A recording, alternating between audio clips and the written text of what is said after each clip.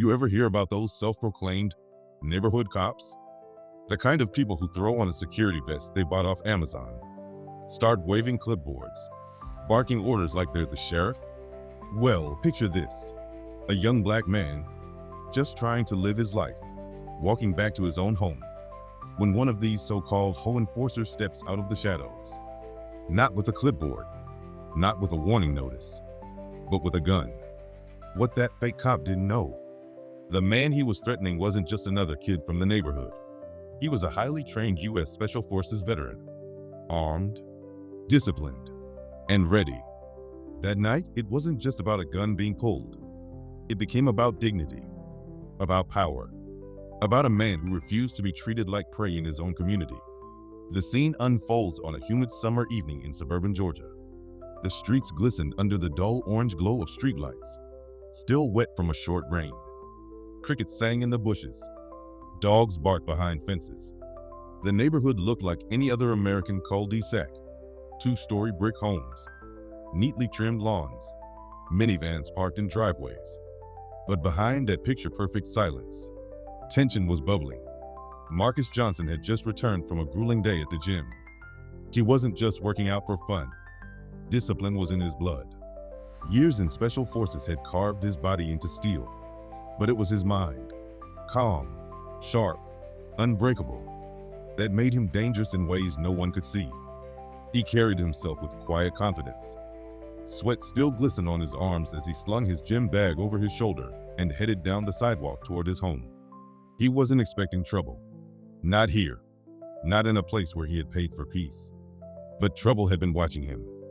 From across the street, a middle-aged man named Rick Patterson adjusted his belt. He wasn't a cop. He wasn't military. He wasn't even real security. He was head of the neighborhood HOA's so-called safety committee, which was basically him and a few buddies who thought patrolling the cul-de-sac gave them authority. Rick was one of those guys who believed his property taxes came with a badge. He wore aviator sunglasses even at night, a cheap nylon vest, and carried a handgun he barely knew how to operate. To him, Marcus wasn't just a neighbor. He was a suspicious figure, too muscular, too intimidating, too black to just belong without question. Rick's eyes narrowed as Marcus walked past the streetlight. His hand twitched near his holster. His ego whispered, "This is your chance to show you're in charge." Marcus felt it before he saw it. That prickle at the back of his neck. Combat instincts. Something was off. He slowed, scanned the shadows, and that's when he heard the voice. "Hey, you, stop right there." Marcus turned, calm but alert. His eyes locked on Rick, who had stepped into the middle of the sidewalk, gun already half drawn. Marcus spoke evenly. "Evening. Can I help you with something?" Rick's lip curled. "Don't play smart with me. I've seen you walking around here at odd hours. Bag on your shoulder, always looking around. What are you carrying?" Marcus blinked. "My gym clothes. I live here." Rick scoffed. "Don't lie to me. People like you don't." He stopped short, realizing what he almost said, but his finger tightened near the trigger anyway. Marcus's jaw set. He'd faced Taliban insurgents with more composure than this wannabe cop. And yet, here in his own neighborhood, he was being treated like a criminal. The crickets seemed to quiet. The air thickened. Marcus's training told him not to escalate, but his dignity told him not to back down either. "Put the gun away," Marcus said, his voice low but commanding. "You don't want to do this," Rick sneered. "Oh, I do. I know my rights. I'm protecting this neighborhood. And you're about 2 seconds away from being detained until real cops arrive." That was the moment Marcus realized. This wasn't just a bluff. This man was seconds from making a fatal mistake. And Marcus? He wasn't unarmed. Inside that gym bag wasn't just a pair of sneakers and a towel. Nestled carefully in a side compartment, secured and legal under his veteran's carry license, was his own weapon, a sleek black pistol he could draw in less than a second if needed. The stage was set. 2 men, one puffed up with fake power, one trained for real war. But only one of them understood what was truly at stake. Marcus took a slow step forward, eyes locked on Rick's shaking hands. "You don't know who you're pointing that gun at," he said quietly. "And Rick?" He smirked, mistaking calm for fear. "Yeah," he spat. "Just some thug who thinks he owns the place." The words hung in the night air, heavy, poisonous. Marcus's muscles tensed, instinct screaming at him to act.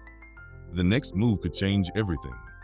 The headlights burned bright, slicing through the humid Georgia night.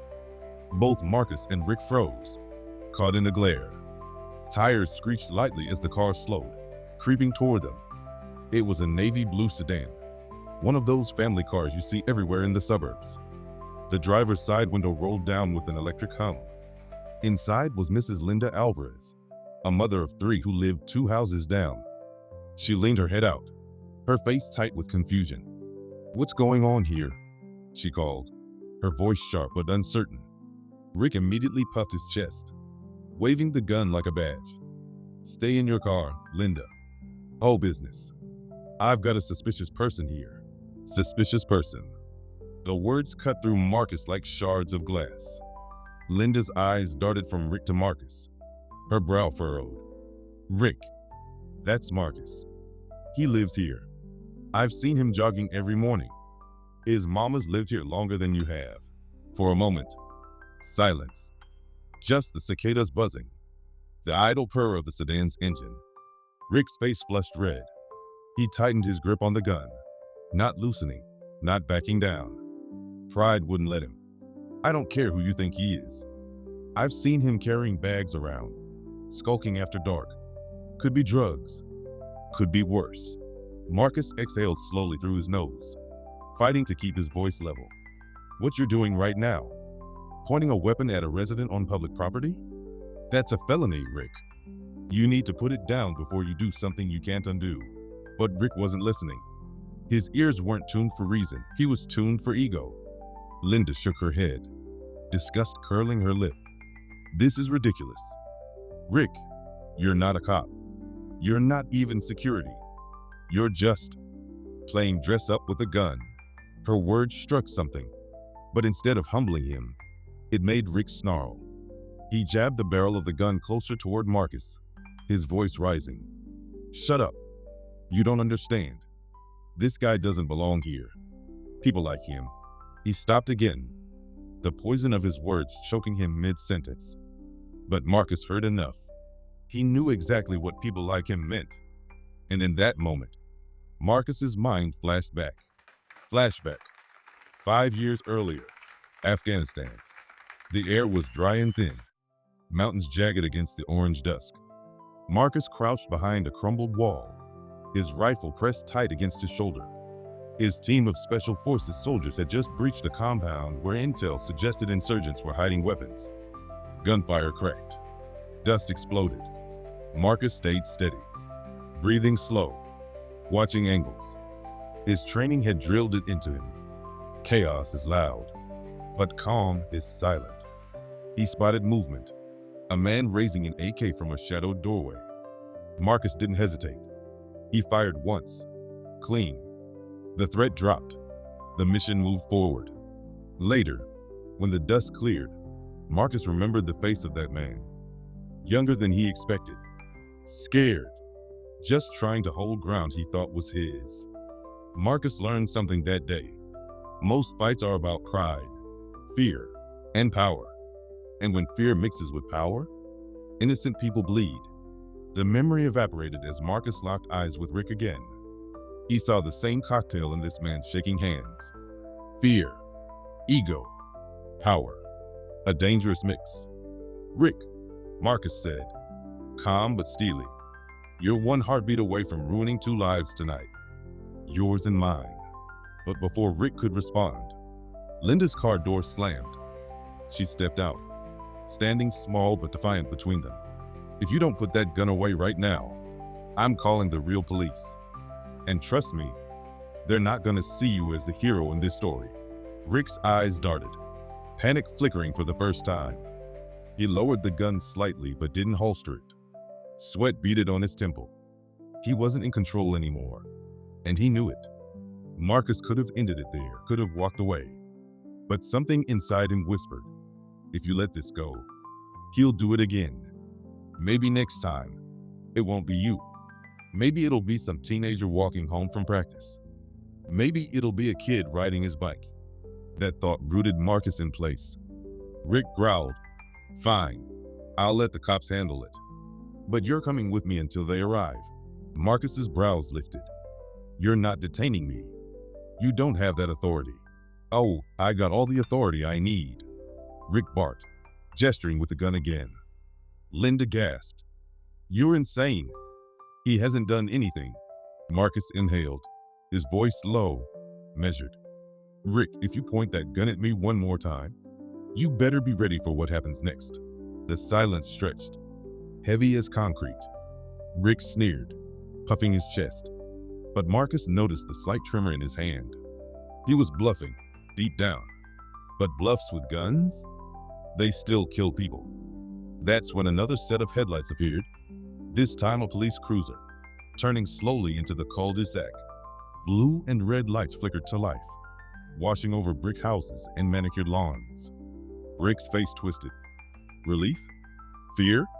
Hard to say, but he immediately straightened, holstered his gun, and raised a hand to wave them over. "Officers, over here.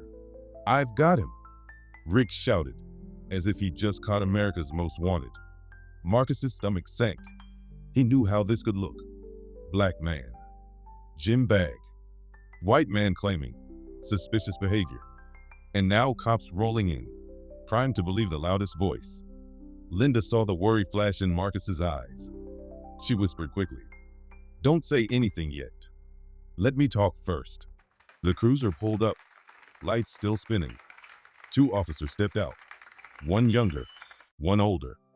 Hands rested on holsters, cautious but not drawn. "What's happening here?" the older one asked, voice firm. Rick jumped in, pointing wildly at Marcus. "That's him. He's been wandering around at night, carrying bags, acting suspicious. I confronted him, and he got aggressive." Marcus clenched his fists, biting down on the urge to explode. Aggressive? He hadn't even raised his voice. Linda's voice rang out like a bell. "That's a lie. This is Marcus Johnson. He's a decorated veteran. He lives here." He was walking home when Rick pointed a gun at him. Both officers paused. Their eyes flicked from Linda to Marcus to Rick. The younger officer frowned. "Pointed a gun?" Rick sputtered. I had to." He looked dangerous. The older officer turned his gaze on Marcus, studying him closely. "Sir, is that true? Did he point a firearm at you?" Marcus met the officer's eyes. His voice was calm, controlled, but heavy with truth. "Yes, he did. And I advise you to check his holster. The weapon's still warm." The officers glanced at each other. For the first time, Rick's confidence faltered completely. The tension was shifting. The first confrontation had turned, but the war wasn't over. The flashing red and blue lights danced across the cul-de-sac like fire, throwing long shadows across driveways and lawns. Neighbors began to peek out from curtains, some even stepping onto porches in robes and slippers, drawn by the sound of raised voices and the sight of police. The air was thick, not just with humidity, but with judgment. Eyes watched, whispers carried, and Marcus knew exactly how fragile this moment was. One wrong move, one wrong word, and the night could spiral into something far worse. The older officer, badge gleaming under the headlights, adjusted his stance. His nameplate read Sergeant Keller, a seasoned cop, lines carved into his face from years on the force. He wasn't quick to jump, but his eyes stayed sharp. The younger one, Officer Daniels, couldn't have been more than 25, fresh out of academy, jaw tight, hand hovering near his holster like he'd been trained to expect the worst. Sergeant Keller raised a hand. "All right, one at a time. You," he pointed at Marcus. "Step back. Keep your hands visible." Marcus did as told, lifting both palms slightly. His voice was calm but pointed. "I live here. My name is Marcus Johnson. I was walking home from the gym when this man confronted me at gunpoint." Rick barked out a laugh, desperate. "He's lying. He's making himself sound innocent." You don't know what he's capable of. Linda stepped forward, fury flashing in her eyes. I saw IT with my own eyes. He pointed his gun first. He threatened Marcus when all he was doing was walking home. Daniels cut her off sharply. Ma'am, step back. Linda's mouth dropped open. Step back? He could have killed Marcus. The younger officer's tone hardened, almost defensive. Ma'am, I said step back. The crowd thickened. Two neighbors whispering by a mailbox. Another pulling out his phone to record. The hum of tension grew louder than the cicadas now. Marcus's gaze flicked to Keller. He could tell the older cop was weighing everything. The words, the body language, the growing audience. But Rick wasn't helping his own case. Rick's face was shiny with sweat. He pointed at Marcus again, voice cracking. You don't understand. This guy doesn't belong here. He's always looking around, carrying bags at night. It's suspicious. And I was protecting the community. Marcus's voice was steel. Protecting the community? By pointing a gun at a veteran walking home? That's not protection. That's harassment. A ripple of murmurs spread through the bystanders. A few nodded, their expressions shifting from curiosity to anger. Sergeant Keller spoke into his radio. Dispatch, need supervisor, and additional units. Potential 10 to 32. Civilian brandishing firearm. Rick paled. Wait, no. You don't need to call more units. I had the situation under control. Keller's eyes narrowed. Under control? Pointing a firearm at an unarmed resident? You're lucky this didn't turn into a tragedy. Rick's voice climbed higher, desperate. He was armed. He had a bag. For all I knew, he could have had a weapon inside. The words hung in the air. Marcus's heart thudded. He knew this was the pivot point. If they searched his bag, they would find his legally licensed firearm. His rights protected him, but how the officers reacted could change everything. Marcus spoke slowly, deliberately. Yes, I do have a licensed weapon in my bag. I carry legally, under my veteran's license. I didn't reach for it. I didn't threaten with it. I didn't even mention it. But this man, he pointed firmly at Rick, brandished his gun first. That's the difference.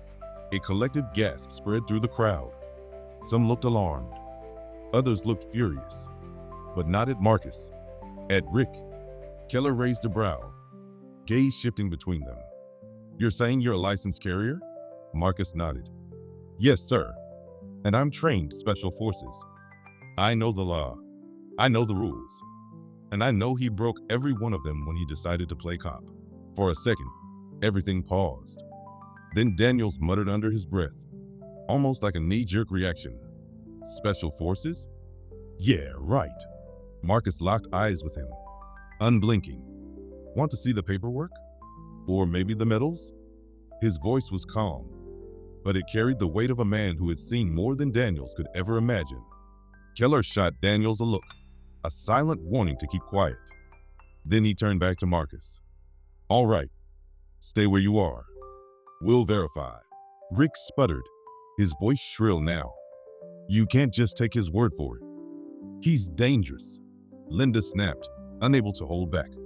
The only dangerous person here is you, Rick. You pulled a gun on your neighbor. You nearly shot him over a gym bag. Some neighbors clapped in agreement. Others muttered. Yeah, he's gone too far this time. The tide was turning, and Rick felt it. His bravado cracked, revealing the small, insecure man underneath the vest and the gun. But his desperation only made him lash out more. You people don't understand, he shouted, voice echoing. If we don't keep an eye on folks like him, this neighborhood changes. Crime moves in. Property values drop. The words were poison, spilling into the night air. And everyone knew exactly what folks like him meant. Marcus's jaw clenched. His voice dropped low. Dangerous. Say it plain, Rick. Don't dance around it. Tell them why you really pointed that gun. Rick froze. His mouth opened and closed like a fish gasping for air. But he couldn't say it, not out loud. Not in front of a dozen neighbors and 2 officers. Keller's radio crackled. Unit 43 en route. ETA 3 minutes. The crowd buzzed louder. Phones out now. recording everything. The story was no longer hidden in shadows. It was being captured, broadcast, documented. And that's when a new voice cut through the chaos. Marcus? Everyone turned. From the edge of the crowd stepped Evelyn Johnson, Marcus's mother. Her robe was pulled tight, hair wrapped, slippers shuffling against the pavement. Her eyes locked on her son first, then on the gun still holstered at Rick's side. Her voice trembled. What's happening here? The sight of her broke something in Marcus. He had faced combat zones, interrogations, firefights. But seeing his mother's fear, here, in the place she was supposed to feel safest, that cut deeper than any bullet. Rick sneered, trying to regain footing. Ma'am, this is whole business. Your son was? Whole business, she snapped, louder than anyone expected. Whole business is trimming hedges and keeping the pool clean. Whole business is not pointing a gun at my child. Her words lit the crowd on fire. Murmurs turned into shouts of agreement. Someone yelled, "Yeah, he's gone too far." Another voice, "Call the board. He can't keep his position after this." Rick's face drained. He looked like a man cornered, drowning in his own arrogance. Marcus stepped closer, his voice low, meant for Rick alone.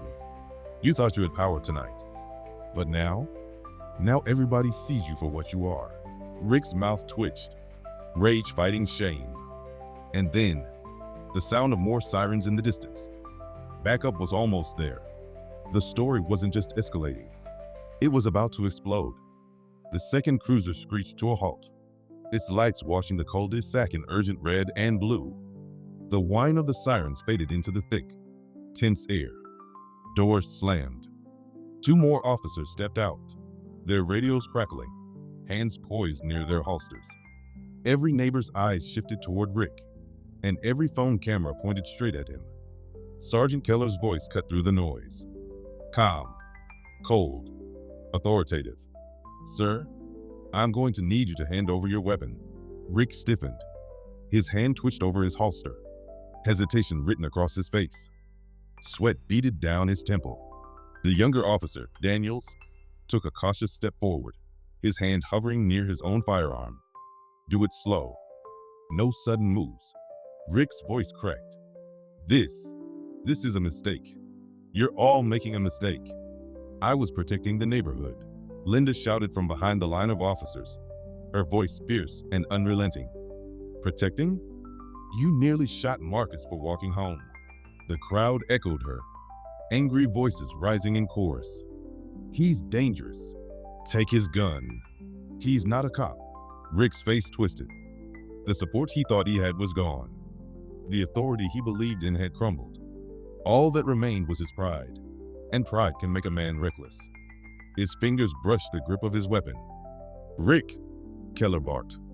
"Don't do it." For a split second, silence. Just the buzz of cicadas, the distant hum of traffic. Marcus locked eyes with him. He could see it, the storm raging inside Rick's head. Fear, rage, shame. A cocktail of emotions that had pushed many men over the edge in combat zones. And Marcus knew, if Rick pulled that gun, everything would change. For Rick, for him, for everyone watching. So Marcus spoke. His voice wasn't loud, but it carried with the weight of command. "Rick, look at me." Rick's eyes flicked over. "You think you're in control, but right now, you've got a dozen witnesses, 4 cops, and 3 cameras on you. One wrong move and you're not walking back inside your house tonight. You're leaving in handcuffs. Or worse." Rick's breath hitched, the words sank in, battling the fire of his pride. His hand froze just above the holster. "Don't be stupid." Marcus pressed, his tone sharp, precise. Just like in the field when he talked insurgents into surrender. "Put it down. Right now." The crowd held its breath. And finally, slowly, Rick unlatched the holster strap. His hand trembled as he lifted the gun out. Not toward Marcus, not toward anyone, just upward. He crouched and set it on the asphalt with a dull clatter. Gasps broke out. Some people sighed with relief. Others whispered angrily, shaking their heads. Keller stepped forward immediately, kicking the weapon back toward another officer, who bagged it. "Turn around. Hands behind your back," Keller ordered. Rick's eyes bulged. "Wait, what? You can't arrest me. I'm host safety. I have rights. You brandished a firearm at a resident without cause. You threatened him. That's aggravated assault under Georgia law. Turn around." The younger officer, Daniels, moved quickly, gripping Rick's wrist and snapping a cuff around it. The metallic click echoed louder than the crickets. The cul-de-sac erupted in murmurs. Phones captured every second. The fake cop being hauled away, his authority evaporating in the glow of flashing lights. But the humiliation only fed Rick's fury. He shouted as they pulled his arms behind his back. "This is wrong. He's the threat. He's dangerous. You'll see when it's too late. You'll see." His words cracked into the night, desperate, unhinged. The crowd booed him. Linda spat on the ground, muttering, "Coward." But Marcus just stood still, his breathing steady, his eyes sharp. He had been here before. Not this exact scene, but this exact feeling. The moment when the power shifts, when the aggressor loses control, when justice breathes for the first time. Still, a part of him knew this wasn't over, because men like Rick, they didn't let go that easily. As officers guided Rick toward the cruiser, Keller approached Marcus. His voice lowered, professional, but respectful. "Sir, we'll need to get your statement and your license for the firearm you mentioned. Do you have it with you?" Marcus nodded. "It's in my wallet. Back pocket." Keller gestured. "Slowly, please. Daniels, keep an eye." Marcus moved deliberately, retrieving the worn leather wallet. He handed over his veteran's concealed carry license, the card laminated and official. Keller scanned it, then gave a short nod. "All right, that checks out. Appreciate your cooperation." Daniels muttered something under his breath, too low for most to hear, but Marcus caught it. "Doesn't make him a hero." Marcus's eyes flicked to him, sharp. He didn't respond. Not yet. But he filed it away. That kind of attitude could be just as dangerous as Rick's. Keller handed the card back. "We'll file the report. You'll likely be contacted as this moves forward. For now, you're free to head home." Linda stepped up beside Marcus, her arms folded. "Free to head home? After almost getting killed on his own street?" Keller exhaled. "Ma'am, I understand the frustration, but we've got him in custody." That's the immediate step. The crowd buzzed again as Rick, cuffed and red-faced, was shoved into the back of the cruiser. He pressed his face against the glass, eyes burning holes into Marcus. "This isn't over," he shouted, muffled through the closed window. "You'll regret this." The words sent a chill down the spine of the street. The cruiser door slammed shut, silencing him. The engine roared, tires crunching against asphalt as it rolled away, carrying Rick into the night. Neighbors dispersed slowly, some shaking Marcus's hand, some muttering about calling the HOA board first thing in the morning. Phones went back into pockets. Curtains fell shut. But Marcus stood still under the streetlight, the weight of what had just happened pressing down on him. His mother placed a trembling hand on his arm. "Baby, you okay?" she whispered. Marcus forced a small smile, but his voice was steady. "I'm fine, Ma. It's over." But in his gut, he knew it wasn't. Not really. Because the look Rick gave him in that cruiser, that wasn't the look of a man who'd learned a lesson. That was the look of a man planning payback. And Marcus had lived long enough to know, when prideful men fall, they don't just hit the ground quietly. They take others with them. The night had ended with Rick in cuffs. Yes. But this was just the turning point. The real battle? That was only beginning. The neighborhood had gone quiet again.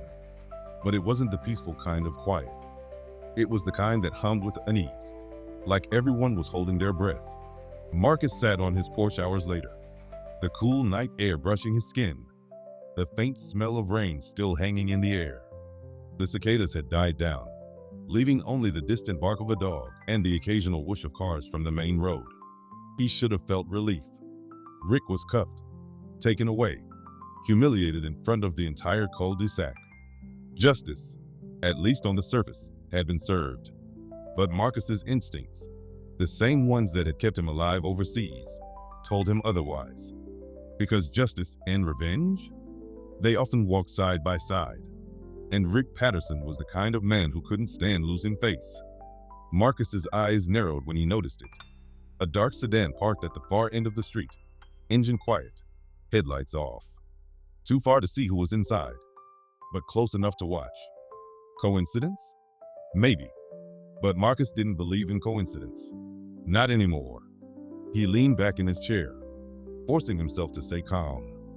If Rick, or one of his buddies, was watching, Marcus wasn't about to give them the satisfaction of seeing him rattle. Instead, he thought ahead. The next morning, Marcus was up before sunrise, like always. Old habits never died. He brewed coffee, sat at the kitchen table, and opened his laptop. His hands moved quick, methodical, digging into the whole records. Minutes from meetings, bylaws, committee rosters. Rick had been head of the so-called safety committee for 2 years. But he wasn't acting alone. There were names attached. 3 others who patrolled with him. One was a retired insurance adjuster. Another was a former gym teacher. The last, a local business owner. None of them had law enforcement backgrounds. None had any authority. But together, they'd built themselves into a little neighborhood militia. And Marcus suspected they weren't happy their ringleader had been taken down. He sat back, sipping his coffee. His mother shuffled into the kitchen, still in her robe. She eyed him, worry etched into her face. "You didn't sleep," she said softly. Marcus shook his head. "Not much to sleep about." She pulled out a chair, sitting across from him. "Marcus, you fought real wars. You've done more for this country than half the men who wear uniforms. But this?" She gestured toward the window, toward the neat lawns and quiet cul-de-sac. "This shouldn't be another battlefield." He reached across the table, squeezing her hand. "It shouldn't be. But men like Rick, they make it one. And if I don't stop him, he's just going to keep pushing. Next time, it might not be me. It might be a kid. Or you." Her eyes watered, but she nodded. She knew he was right. Later that day, Marcus walked to the community mailbox. Heads turned as he passed. Some neighbors waved, offering quiet thanks. Others avoided eye contact, pretending to fumble with their phones or step inside. Fear made people cowards. Linda Alvarez caught up to him, her energy fiery as ever. "Marcus," she said, lowering her voice. "I called a friend of mine on the HOA board. They're furious. They're calling an emergency meeting tonight. Rick's going to be there." Marcus stopped mid-step. "They're letting him attend?" Linda nodded grimly. "Apparently he's demanding to clear his name. And you know him. He's not going down without a fight." Marcus exhaled slowly. "Good. Then I'll be there too." Linda blinked. "You sure?" "He's not going to play fair. And if he's still carrying anger," Marcus's jaw tightened. "That's fine. I don't play fair either." That evening, the whole meeting was held in the neighborhood clubhouse. What was usually a quiet space for birthday parties and holiday potlucks was packed wall to wall. Folding chairs filled the room, neighbors whispering and murmuring as they waited for the fireworks they knew were coming. The board sat at a long table up front, papers stacked neatly, glares already sharp. And at the far side of the room, Rick Patterson walked in. Not in handcuffs, not in shame, but in defiance. His face was red, his posture rigid, and his lawyer trailed behind him, a tall man in a gray suit with an oily smile. The whispers grew louder. Phones came out again. Nobody wanted to miss this. Marcus sat near the middle, his presence calm but commanding. He didn't need to raise his voice. He didn't need to puff his chest. Just being there, silent, was enough to rattle Rick. The board president, an older woman named Mrs. Thompson, opened the meeting. Her voice cracked like a whip. "Before we begin regular business, we must address the events of last night.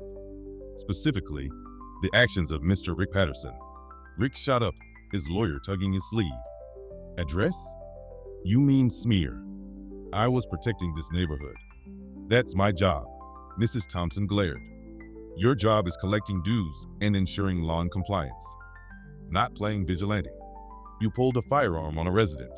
Rick's lawyer stood smoothly. Correction. My client acted in good faith under the impression that there was suspicious activity. He was attempting to de-escalate until the police arrived. The room erupted in boos and scoffs. Someone shouted, "He almost killed Marcus." The lawyer raised a hand, unbothered. There are conflicting accounts. And let's be honest, do we really know what was in Mr. Johnson's bag? Marcus's eyes narrowed. Slowly, deliberately, he stood. The room went silent. He didn't shout. He didn't wave his arms. He just spoke, steady and clear. What was in my bag? Gym clothes, and a legally licensed firearm that I never touched, never reached for, and never mentioned until after Rick pointed his gun at me. He held up his license for all to see, the laminated card glinting under the fluorescent lights. This is proof, and my service record is proof. Special Forces. I faced real threats. Rick Patterson is not one of them. Gasps and murmurs filled the room. Even some of Rick's supporters shifted uncomfortably. Marcus's voice grew firmer. This isn't about suspicion. This isn't about safety. This is about power. A man who wanted to play cop, and who was willing to risk innocent lives to feed his ego. Rick's face turned crimson. He slammed his fist on the table. "You don't belong here," he shouted. "This neighborhood isn't for people like you." The words ripped through the room, raw and hateful. And this time, he didn't stop himself. Phones caught it. Neighbors gasped. The mask had slipped. Marcus didn't flinch. He just looked Rick dead in the eye and said, "Say it louder. Let everyone hear what you really mean." Rick's lawyer grabbed his arm, hissing in his ear. But the damage was done. The board members exchanged glances, their expressions stony. Mrs. Thompson's gavel cracked against the table. "Enough. Mr. Patterson, you are hereby removed from your position on the whole safety committee effective immediately. And pending review, we will discuss whether you remain in this community at all." Cheers erupted. Neighbors clapped, some even whistling. Rick's face contorted with rage, veins bulging in his neck. He pointed a trembling finger at Marcus, his voice venomous. "This isn't over. You'll regret humiliating me." Marcus didn't blink. His voice was low, lethal. "I don't regret a thing." The note lay heavy in Marcus's hand, the words scrawled in jagged handwriting. "Next time, you won't see me coming." The street lamp above flickered once, twice, then dimmed. The cul-de-sac was eerily quiet, as though the entire neighborhood held its breath. Somewhere in the distance, a dog barked, then went silent. Marcus didn't panic. Panic got men killed. Instead, he scanned his surroundings, every nerve on high alert. His training kicked in, the subtle crunch of gravel, the faint smell of cigarette smoke, the unnatural stillness of the shadows. Someone was out there, watching, and Marcus knew who. He folded the note carefully, tucking it into his pocket. Whoever left it wanted him rattled, but Marcus refused to give them the satisfaction. Still, a line had been crossed. Slashed tires were one thing. Threats written in the dark of night were another. This wasn't just whole pettiness anymore. It was war. The following day, Marcus drove his mother's car to the police station. He showed the note to Officer Daniels, who rubbed his temples, already exhausted. "Marcus, look, we're filing the report, okay? But unless we catch Rick in the act, this is just harassment. Judges don't issue protective orders over angry words on paper." Marcus leaned forward, voice low. "This man pointed a loaded weapon at me. He said I didn't belong here in front of 50 witnesses. Now he's leaving threats. How many steps do we wait before we call it what it is?" Daniel sighed, guilt flashing across his face. "I hear you. Believe me, I do. But my hands are tied by procedure." Marcus's jaw tightened. "Then I'll handle it my way." Daniels looked uneasy. "Marcus, don't make this worse." Marcus didn't answer. He just walked out, shoulders squared, eyes fixed straight ahead.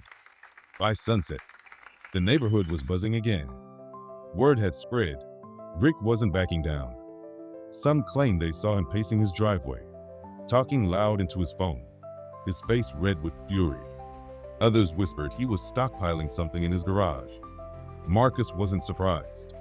Men like Rick escalated until someone stopped them. So Marcus prepared. He checked his gear, his legally registered handgun, his tactical flashlight, his body cam clipped discreetly under his jacket. He wasn't looking for a fight, but if one came, he'd be ready. At around 9 p.m., Linda Alvarez knocked on his door, her face pale. "Marcus, you need to see this." She led him down the street to the clubhouse. On the front door, spray painted in bold, ugly letters, "Traitor," and beneath it, a crude drawing of a man hanging from a noose. Neighbors stood around, gasping, some filming, others shaking their heads. Marcus felt the anger burn low in his chest, steady and controlled. This wasn't just about him anymore. This was about every black family in that neighborhood, every kid who'd have to walk past that symbol of hate. Linda whispered, "He's trying to scare everyone, divide us, make people too afraid to stand with you." Marcus nodded slowly. Then he picked the wrong man. That night, the storm finally broke. Marcus had just finished double-checking his locks when headlights flared outside. A truck engine growled, stopping right in front of his driveway. He stepped outside calmly, flashlight in one hand, phone recording in the other. Rick Patterson stood at the curb, red-faced, sweating, a pistol clutched in his hand. His buddies, the so-called safety committee, stood behind him, holding bats and crowbars, their eyes wide with reckless adrenaline. "Come out here, soldier boy," Rick shouted, his voice slurred. "You think you embarrass me? You think you can take my place in this neighborhood?" Neighbors' lights flicked on. Curtains shifted. Phones began recording. The whole street was waking up. Marcus raised his flashlight, its beam cutting across Rick's face. "Put the gun down, Rick. Walk away. Right now." Rick sneered. "You don't tell me what to do. You don't belong here. I'll make sure everyone knows it." One of his lackeys muttered nervously, "Rick, maybe we shouldn't." "Shut up," Rick barked, waving the pistol. His hand trembled. "This man's dangerous. He's armed. I'm doing what the cops are too scared to do." Marcus took one slow step forward, his voice calm but deadly. "You're right about one thing, Rick. I am armed. But unlike you, I know when to pull the trigger. And this ain't it." The crowd grew larger, neighbors now pouring into the street, some shouting for Rick to stop, others screaming to call 911. Rick's finger twitched on the trigger. His eyes were wild, desperate. Marcus's training narrowed everything into sharp focus. The angle of Rick's gun, the distance between them, the shaky grip of a man untrained and unhinged. If Rick fired, someone innocent could die. Marcus's voice cut through the chaos, steel in every word. "You wanted to be the cop, Rick? Then listen closely. This is your last warning. Drop the gun." For a split second, Rick hesitated. His arm wavered. Then, he raised the barrel directly at Marcus's chest. Time slowed. Gasps filled the air. Someone screamed. Marcus moved. In a blur, he stepped sideways, flashlight beam blinding Rick's eyes. His other hand drew his weapon, not to fire, but to disarm. With a swift, practiced maneuver, he struck Rick's wrist, forcing the pistol down. The gun clattered to the pavement. Marcus kicked it away, his own weapon trained steady on Rick's chest. The street exploded in shouts. Phones flashed. Neighbors screamed. Rick froze, his face twisted in rage and humiliation. His lackeys dropped their bats, backing away with hands raised. And then, sirens. Red and blue lights flooded the cul-de-sac as squad cars screeched to a halt. Officers jumped out, weapons drawn. Hands where we can see them. Marcus dropped his flashlight, raising one hand while keeping his other steady on his firearm. Slowly, deliberately, he set his gun on the ground. and lifted both hands in surrender. Rick, meanwhile, scrambled toward his pistol, only to find 3 officers tackling him hard to the pavement. The neighbors erupted, some cheering, others crying in relief. Marcus stood tall, chest heaving, eyes locked on Rick as he was dragged away in handcuffs for the second time in 2 nights. This time, though, there was no lawyer to smooth things over. No excuses. No way out. Because this time, the whole neighborhood had seen the truth with their own eyes. And the whole world would see it too, once the videos hit the internet. The flashing red and blue lights painted the cul-de-sac like a war zone. The smell of burnt rubber and sweat lingered in the air, mixed with the sharp tang of adrenaline that clung to every witness. Marcus stood with his hands still raised until Officer Daniels himself rushed forward, face pale, eyes wide. "Marcus, put your hands down," Daniels said quickly, gesturing for the younger officers to holster their weapons. "He's the victim here, the one who called it in." Marcus slowly lowered his arms, his breathing steady. Around him, neighbors murmured, still shaken. Some had tears streaming down their faces. Others looked dazed, as though they couldn't believe what they'd just seen. Rick Patterson was shoved into the back of a cruiser, screaming hoarsely through the roll-down window, his face pressed against the glass, spit flying as he yelled, "You're dead, Johnson. You hear me? Dead." The officer slammed the door shut, cutting off his voice, but his words hung in the night air like poison. Daniels walked Marcus aside. "You okay?" Marcus nodded. "I'm fine. Been through worse." Daniels gave him a hard look. "Don't say that like it's normal. That man pointed a gun at you. Again. You disarmed him. Again. And this time, the whole neighborhood saw it." Marcus's eyes swept the crowd. Dozens of phones had been recording. The footage was already uploading to the cloud, probably hitting social media before the night was over. Good. Let the world see the truth. But Marcus knew how these things went. Truth didn't always mean justice. "Daniels," he said quietly, "you and I both know this doesn't end here. He's got friends. He's got a lawyer. And he's got hate boiling in his blood. He's not done." Daniels exhaled, looking weary. "Then we'll make sure he is." The next morning, the neighborhood felt different. Marcus woke early, sipping coffee on the porch while the sun rose over rows of neatly trimmed lawns. But instead of silence, there were hushed voices, footsteps, the click of doors opening.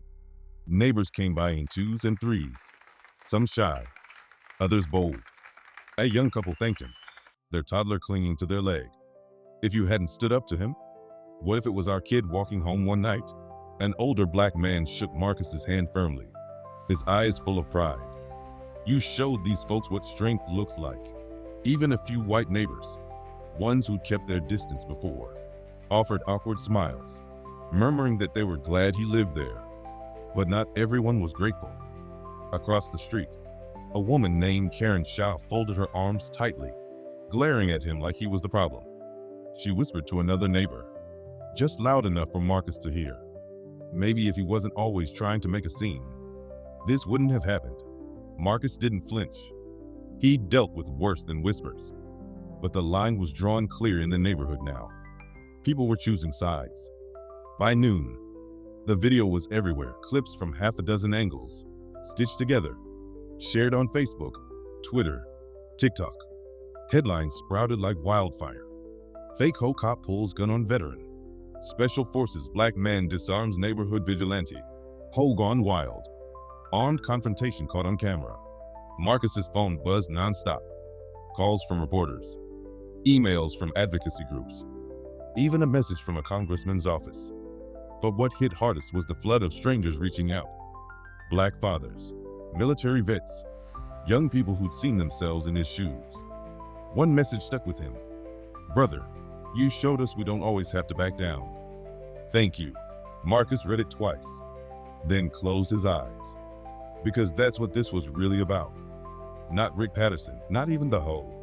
It was about showing his community that dignity couldn't be bullied away. That night, the HOA board reconvened in the clubhouse. This time, it was standing room only. News cameras hovered outside. Mrs. Thompson, the board president, cleared her throat. We have unanimously voted to permanently remove Rick Patterson from the HOA and pursue legal action for his threats and violence. Effective immediately. He is banned from all community functions. Applause thundered. Some neighbors stood, clapping hard. Others just nodded with relief. But Marcus stayed seated, his face unreadable, because he knew banning Rick from HOA meetings didn't mean banning him from the neighborhood. And hate didn't vanish because a gavel came down. When the applause quieted, Linda Alvarez stood. I nominate Marcus Johnson for the Safety Committee chair. If anyone has proven they know what real safety looks like, it's him. Gasps rippled through the room. Eyes turned toward Marcus. He hadn't asked for this. He didn't want power, but he understood something important. Sometimes, leadership wasn't about wanting it. It was about stepping up when no one else could. Slowly, Marcus rose. If this community trusts me, I'll take it. But understand, safety doesn't mean intimidation. It doesn't mean threats. It means looking out for each other. All of us. The cheers this time were louder. But outside the clubhouse, parked in the shadows, was a figure watching through the tinted window of a car. Rick Patterson, out on bail. His face twisted as he watched Marcus take the stage. The man who had humiliated him twice now being lifted up as a hero. His hands clenched tight around the steering wheel. This wasn't over. Back at home, Marcus sat with his mother. She squeezed his hand, tears in her eyes. You're carrying so much, son. Don't let this destroy you. Marcus kissed her hand gently. It won't. I fought wars, Ma. This one's different. This one, it's for us. But even as he said it, he couldn't shake the image of Rick's eyes burning with hate from the back of that police car. A storm had passed, but another was already building on the horizon. And Marcus knew the fight for justice wasn't about one man. It was about a system, a mindset, a sickness that didn't go away with one arrest. But he was ready. He'd always be ready. The night Rick's voice came through the phone, Marcus didn't sleep at all. He sat in the living room with the lights off, his body still as stone, listening to every creak of the house, every gust of wind rattling the windows. He wasn't afraid. He was calculating, because men like Rick always made two mistakes: underestimating their enemy and overestimating their allies. By morning, Marcus had a plan. The first step was simple: allies. Linda Alvarez stopped by with a notebook in her hand, eyes blazing with purpose. Marcus, I've been thinking. We can't just wait for Rick to make his next move. We need to take control of the story before he does. She flipped open her notes. A neighborhood safety program. Real community-led. Trainings. Town halls. A buddy system for kids walking home. If the HOA makes you the chair, we put this into action. We replace fear with trust. Marcus leaned back in his chair, studying her. She wasn't military. She wasn't trained for battle. But she had something just as important: courage. The kind of courage that built communities instead of tearing them down. You're right, Marcus said. Let's do it. But we need more than a plan. We need buy-in. People have to feel this is theirs, not just mine. Linda grinned. Leave that to me. Meanwhile, Marcus reached out to his old unit buddy, Derek, who now worked in private security. They met at a diner off the highway, the smell of frying bacon and fresh coffee hanging heavy in the air. Still getting yourself into trouble, huh? Derek teased, clapping Marcus on the back. Marcus smirked. Guess I can't help it. When Marcus laid out the situation, Derek's smile faded. Man, this Patterson guy? He's dangerous. Not just because of his gun, but because he's got nothing to lose. That's when men get sloppy. Marcus nodded. That's why I need intel. Who's backing him? Where is he getting his nerve from? He mentioned friends in high places. Derek sipped his coffee, thinking, I can tap some contacts, run background on his associates. If he's tied up with any groups or networks, we'll find out. Appreciate it, Marcus said. Don't thank me yet, Derek replied.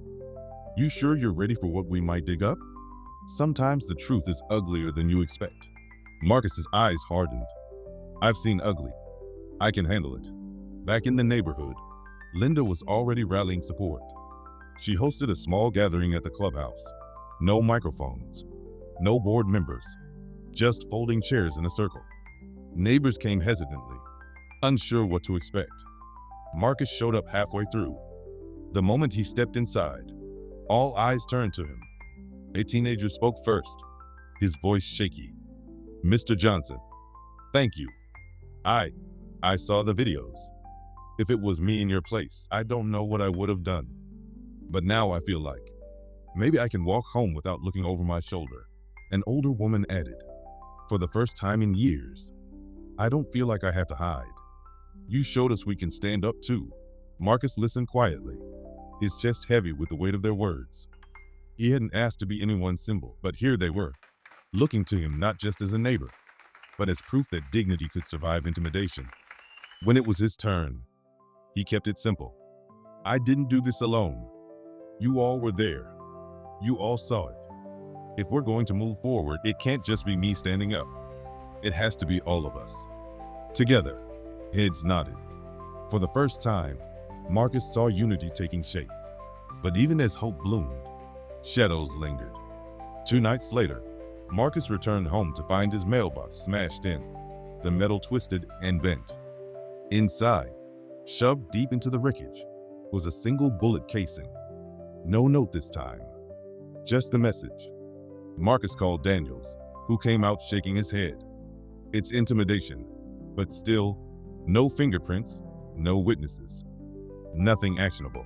Marcus wasn't surprised, but he noticed something important. This time, the neighbors came out. They didn't hide. They stood on their porches, phones in hand, documenting, showing solidarity. It wasn't just his fight anymore. Derek called a few days later with intel. His voice was grave. "Marcus, your guy's been talking to some folks tied to extremist groups.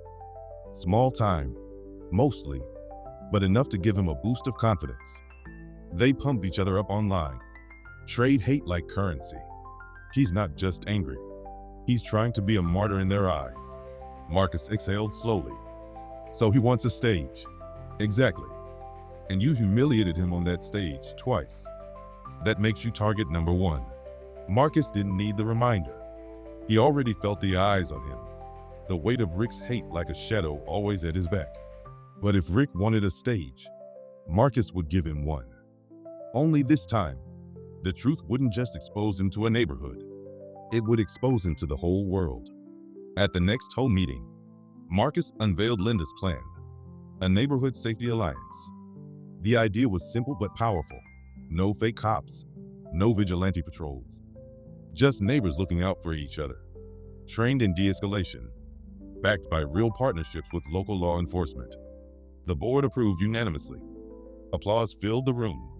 People volunteered on the spot. For the first time in weeks, Marcus felt something shift. The fear was still there, yes, but now it was met with resolve. Rick had tried to divide them with hate. Instead, he'd united them in resistance. That night, as Marcus walked his mother back home from the meeting, she slipped her arm into his. "I'm proud of you, Marcus," she said softly.